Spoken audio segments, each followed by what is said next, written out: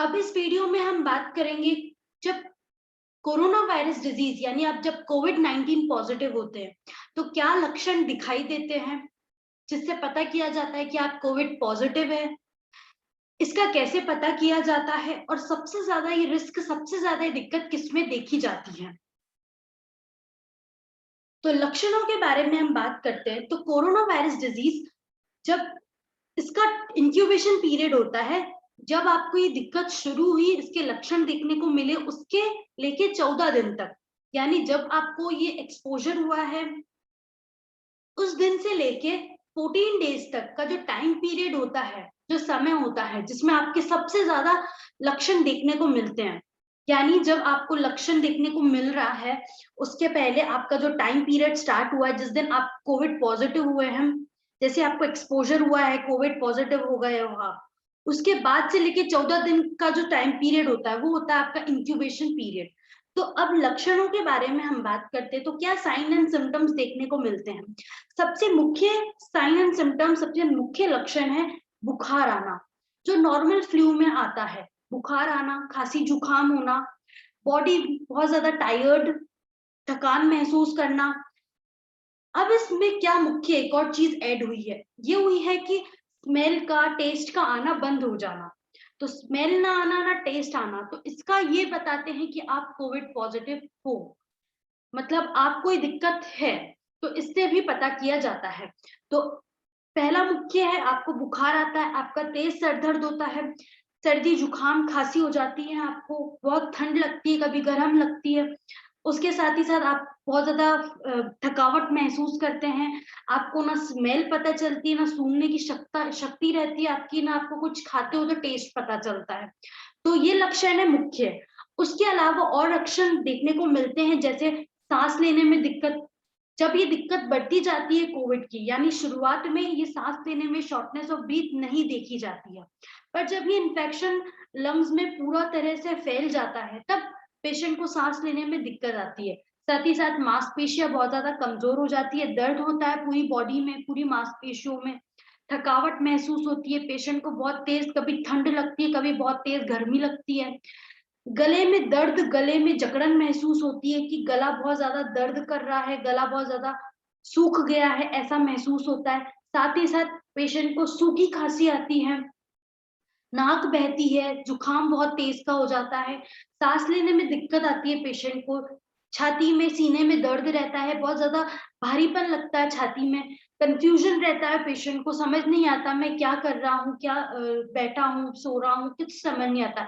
जब पेशेंट बैठ के उठता है, करवट लेता है या फिर खड़े होता है बैठ के, तो पेशेंट को सांस लेने में बहुत तेज की दिक्कत आती है। उसके साथ साथ पेशेंट की हार्ट रेट भी दिक्कत करने लग जाती है, पेशेंट पूरी तरह से उठ नहीं पाता है, पेशेंट को बहुत ज्यादा छाती में दर्द होता है, थकावट महसूस होती है, बहुत ज्यादा टाइटनेस लगती है छाती में।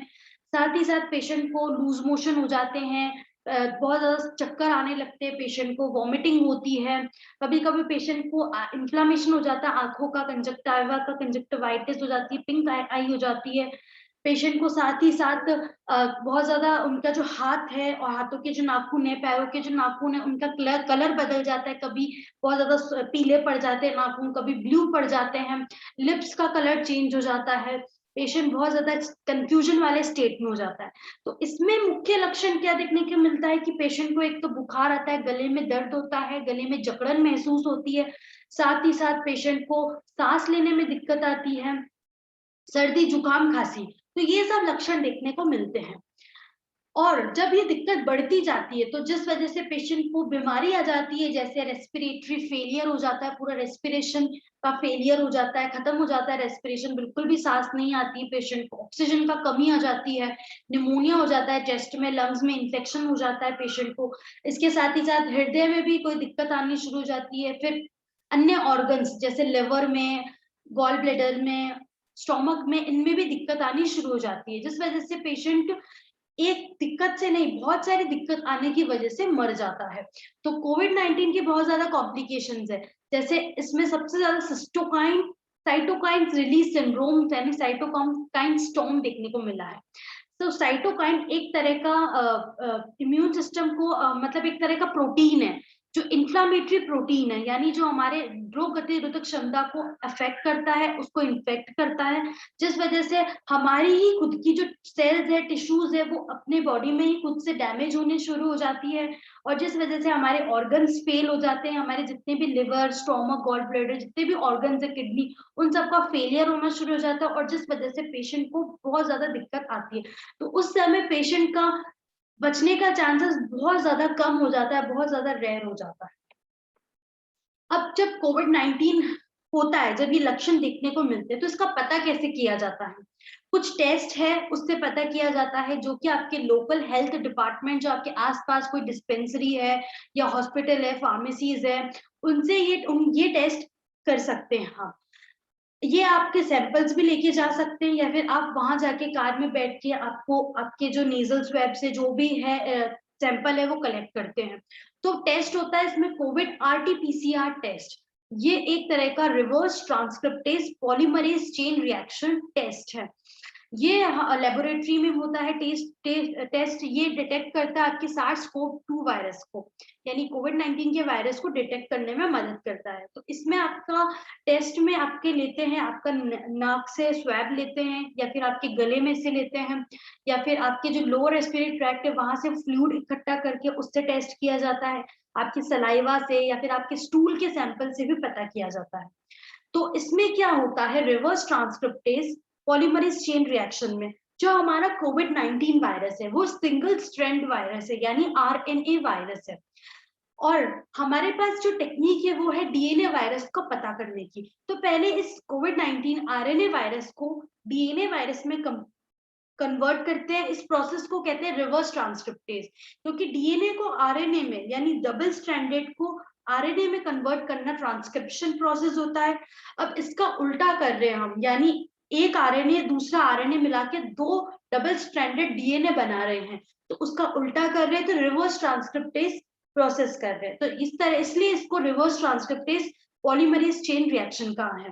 तो इससे जीन्स का पता किया जाता है। फिर डीएनए जो सैंपल मिला है, दो आरएनए से बनके डीएनए डबल स्ट्रैंडेड बना है, उसका फिर जो आरटी-पीसीआर मशीन है उसमें डालते हैं। फिर उसके बाद इसकी साइकिल्स बनती है, यानी 35 थ्रेशोल्ड वैल्यू मानी गई है। 35 बार इसकी साइकिल चलाते हैं। जैसे हम एग्जांपल बात करते हैं, जैसे हम नारंगी होती है, जैसे हम नारंगी का रस निकालते हैं, तो अब जब नारंगी को मशीन में डालते हैं, तो एक बार जब हम घुमाते तब हमें रस नहीं मिलता है। जब हम 2 बार, 3 बार, 4 बार घुमाते हैं, तब जाके हमें थोड़ा-थोड़ा रस मिलता है। तो वैसे ही इस आरटी-पीसीआर मशीन में है, इस टेक्निक में है। तो इसमें क्या करते हैं, जब वो डीएनए का जो जीनोम है, जो न्यूक्लिक एसिड जो एक्सट्रैक्ट किया है, वो जब उस सैंपल में उसमें डालते हैं, फिर उसके बाद चेन घुमाते हैं, यानी 35 बार घुमाते हैं। तो इसके अंदर में अगर पेशेंट को आ जाता है कि वो कोविड पॉजिटिव है, उसके जो जीन्स है वो मिल जाते हैं, जिस वजह से वो पॉजिटिव माना गया है, तो मतलब पेशेंट को कोविड पॉजिटिव दिक्कत, मतलब कोविड-19 की दिक्कत है, पेशेंट कोविड पॉजिटिव है। अगर जीन्स नहीं मिलते हैं तो मतलब कोविड नेगेटिव है, पेशेंट पॉजिटिव नहीं है, मतलब नेगेटिव है। अगर सिर्फ एक ही जीन मिल जाता है तो उसमें कंफ्यूज मतलब रहता है कि हाँ, थोड़ा बहुत लक्षण है पेशेंट को कोविड के। फिर चेस्ट सीटी स्कैन से भी पता किया जाता है, जो कि रिसेंटली कर रहे हैं डॉक्टर्स, ताकि कोविड-19 का पता किया जाए, क्योंकि आरटी-पीसीआर की एफिशिएंसी जो है वो 71% है, यानी इतना है कि 71% ही करेक्ट है। पर अगर जब हम सीटी स्कैन करते हैं, यानी अगर आरटी-पीसीआर कर रहे हैं, तब कोविड का नहीं पता चलता है, यानी अगर पेशेंट कोविड-19 जो है वो नेगेटिव है, पर जब सीटी स्कैन करते हैं तो पेशेंट कोविड पॉजिटिव आता है। तो जो एफिशिएंसी सबसे ज्यादा अच्छी है, एक्यूरेटली है, वो चेस्ट सीटी स्कैन है। वैसे सिर्फ एक ही अभी टेस्ट है आरटी-पीसीआर, इससे ही पता कर रहे हैं कि पेशेंट को कोविड पॉजिटिव है या कोविड नेगेटिव है। अब रिस्क सबसे ज्यादा कोविड-19 की किसमें है, किसमें सबसे ज्यादा ये दिक्कत देखने को मिल रही है? वैसे तो किसी भी एज के लोगों में ये दिक्कत देखने को मिल रही है, जब से सेकेंड वेव आई है, तो ये बच्चों में भी देखने को मिल रही है, एडल्ट्स में भी देखने को मिल रही है। पर हाँ, जिनकी एज ज्यादा है, जो लोग 60 अबव है, उनमें सबसे ज्यादा रिस्क है। साथ ही साथ जिनको कोई किडनी की बीमारी है, बहुत ज्यादा किडनी डिजीज है, क्रॉनिक किडनी डिजीज है, या फिर क्रॉनिक सीओपीडी है पेशेंट को, यानी जिनको हार्ट की या पल्मोनरी डिजीज है, रेस्पिरेटरी डिजीज की दिक्कत है, उनको कोविड सबसे ज्यादा दिक्कत दे रहे हैं। जिनका रोग प्रतिरोधक क्षमता अच्छा नहीं है, जिसका ऑर्गन ट्रांसप्लांटेशन हो रखा है, जिनका मोटापा है बहुत ज्यादा, या हार्ट की कोई बीमारी है, हार्ट फेलियर हो रखा है, या कोई भी कोरोनरी आर्टरी डिजीज है, या फिर इम्यून सिस्टम की कोई प्रॉब्लम है, या फिर पेशेंट सबसे ज्यादा टाइप 2 डायबिटीज है, पेशेंट को डायबिटीज है, उनमें सबसे ज्यादा कोविड-19 का रिस्क है। जिनको सिकल सेल एनीमिया जो ऑटो इम्यून डिजीज है, जिसमें ये है दिक्कत, उनको ही सबसे ज्यादा रिस्क है।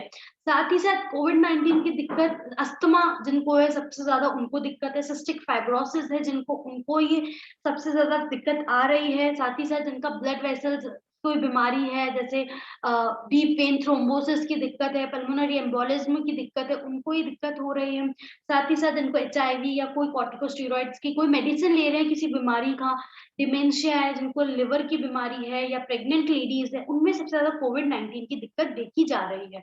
तो इनमें सबसे ज्यादा रिस्क है।